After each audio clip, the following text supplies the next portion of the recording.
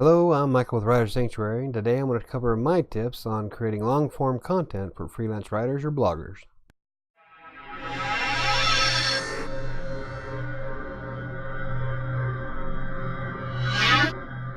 Now, long-form writing is when you create any kind of content ranging anywhere from 1,000 to 20,000 words.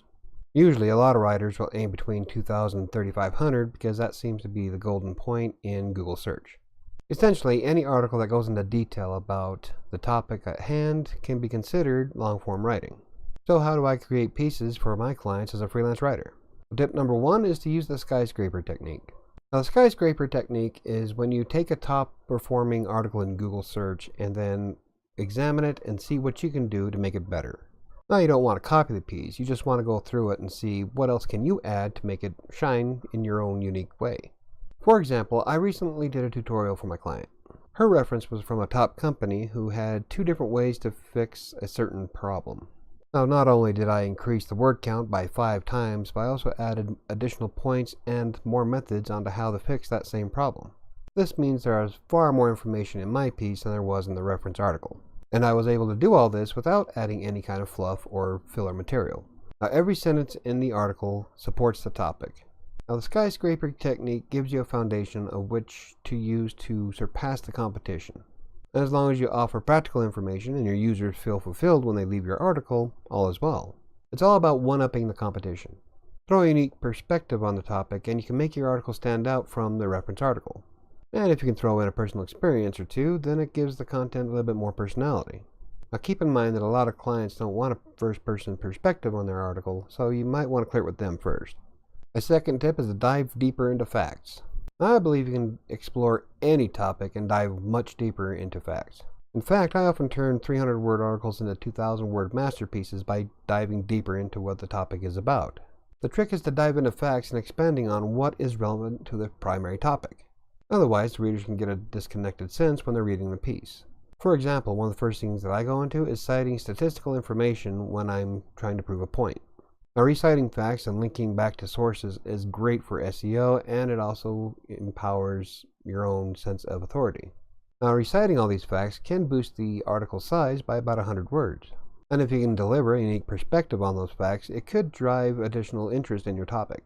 Just make sure you're not throwing in data just for the sake of it. You want information that has a strong bearing in the primary topic that you're writing about. My third tip is to address questions before they're even asked. One of the most common segments that I add to give a piece a little bit more meat is a questions and answers area. If the piece seems a little light, I'll often use a question in a subheading and then answer it in the text below it. For instance, what if I was writing a tutorial about using affiliate banners in WordPress? One of the questions I would list would be something like, will using affiliate banners slow down my website? Then I would provide an answer in a short paragraph or two. Now, if you're not sure of what questions you want to ask, or if you can't really think of any, always take to Google. By taking a look at the People Also Ask area, you can get an idea of what your target audience is looking for. And when you click on those questions, Google will populate even more questions afterwards. So you can get quite a long chain of commonly asked questions in the Google search engine. My fourth tip is kind of obvious: provide additional information. A part of making any piece of content longer is by offering additional information that supports the topic. You want to add information that visitors are most likely going to want to read. And usually I'll segment this portion underneath a subheading. For instance, let's just say that I wrote a tutorial recently about using sitemaps in WordPress. In the article, I would show people how to create a sitemap using the Jetpack plugin for WordPress.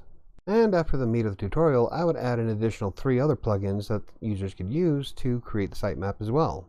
I might title it something like Other Plugins That You Can Try for Sitemaps. And I'd highlight each one of these, usually with about 2 or 3 paragraphs describing why the user would want to use this plugin as opposed to the others.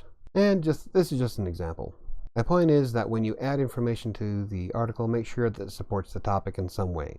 You don't want random facts to create a disconnect or distract the reader. My fifth tip is to add easy explanations regarding facts or terms. Adding explanations to content helps the readers learn. And if they don't need the information, they can simply scroll past it. And in reality, most people scan through content anyway. Now take the sitemap example I made a few moments ago.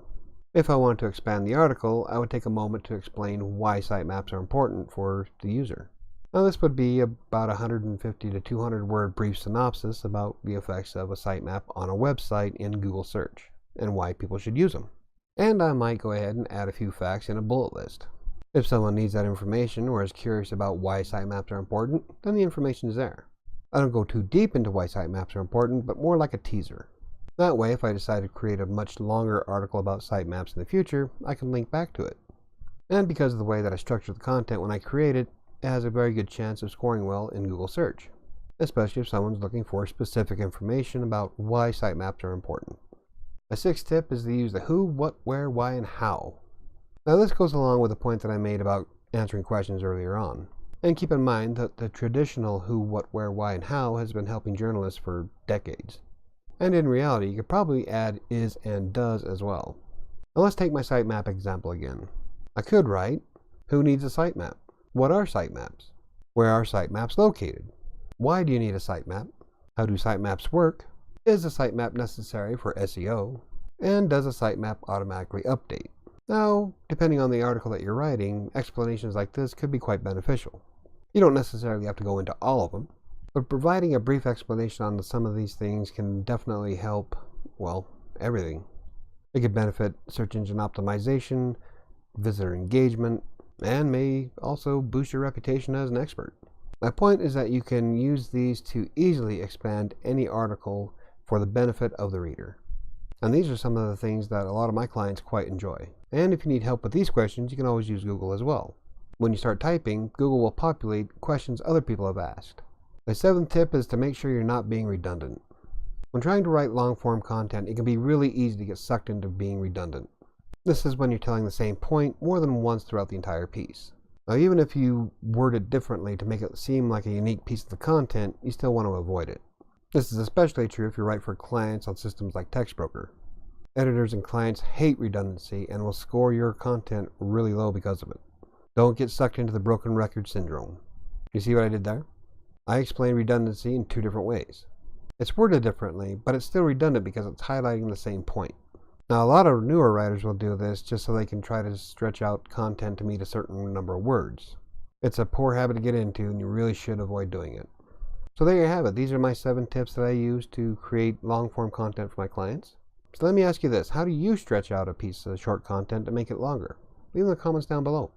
If you find the video informative, hit the like button. If you want to learn more about freelance writing, TextBroker, or any of the other topics I cover, hit the subscribe button. I try to do videos as often as I can. But that's going to do it for me today. I'll see you next week.